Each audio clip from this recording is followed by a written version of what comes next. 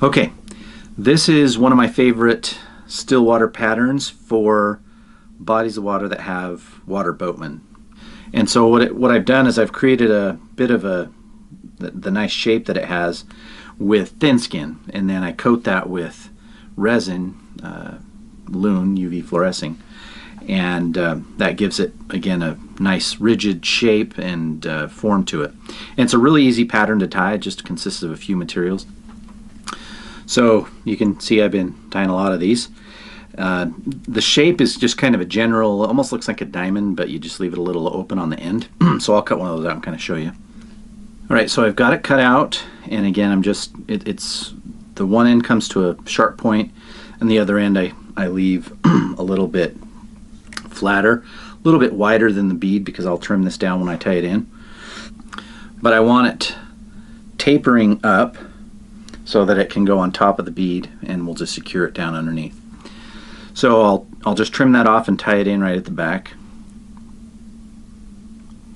and then we'll tie on our thread just to work our way back to that point.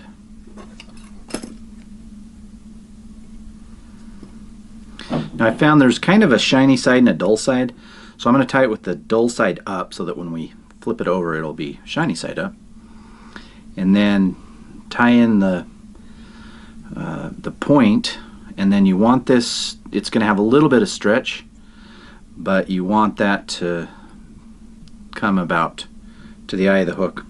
And I'll show you a trick to attach that over the bead so that it stretches and maintains a good shape. So we'll leave that there, and then we're going to tie in our dubbing, which is just some hare's ear color hairy ice dub, one of my favorite dubbings. And this is just a simple dubbed body, and you build it up on a taper.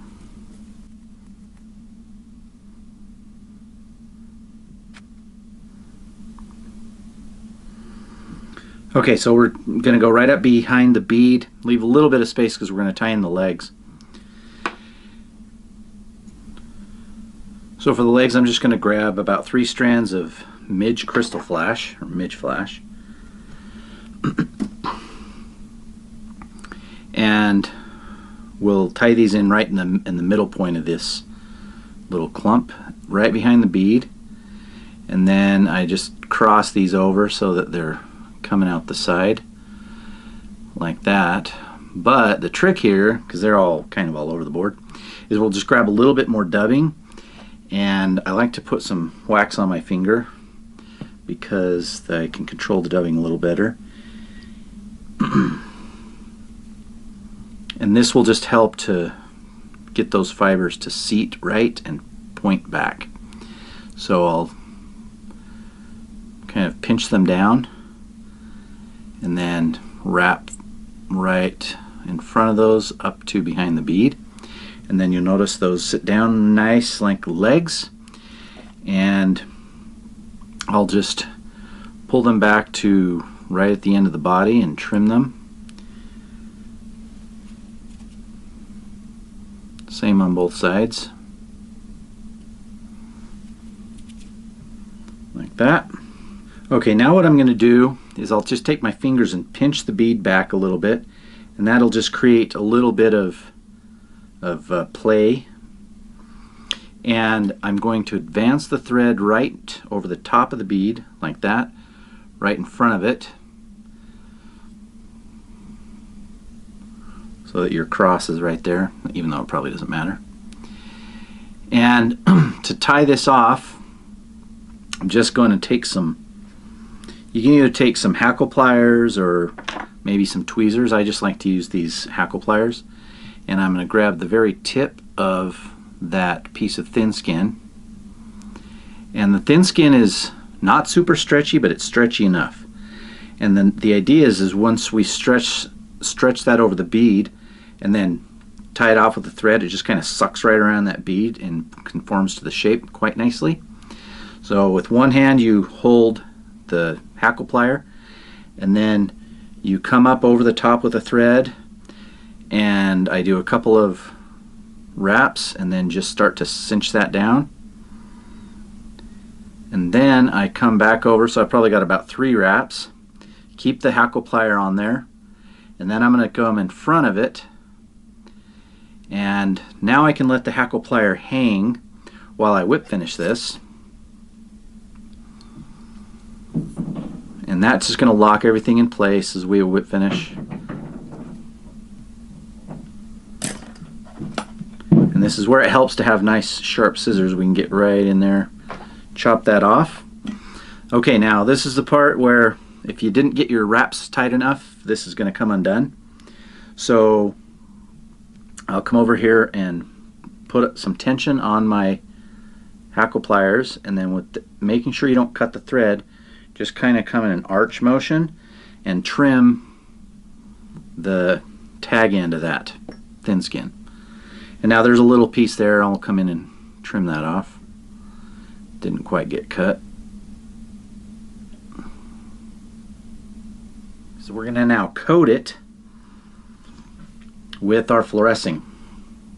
So I grab my UV clear fly finish fluorescing and I'll start with a little bit on the front here, and this just kind of again cements in that tie-in point, and then I just apply a small thin coating over the body like that, and then I'll just work that around to make sure it's covering the whole area.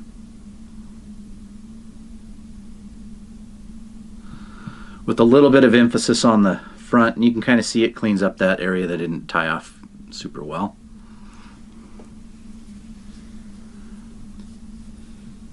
And then tag it with the light. You can see how that just lights right up. And the bead.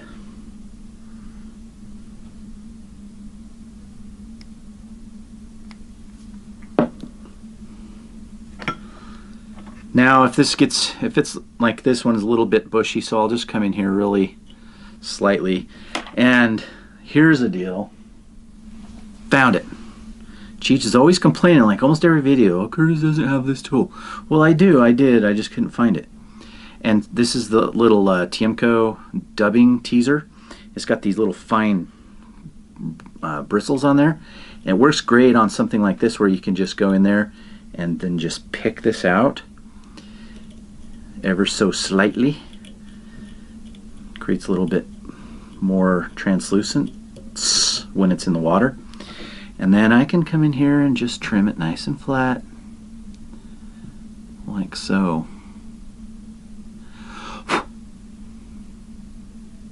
There. And that's it. It's pretty easy to tie, not a lot of materials, but I've done well with this particular pattern this last year, and then other ones similar that I've used in the past, but with the addition of that nice fluorescent bead, it's been really effective. So give it a whirl.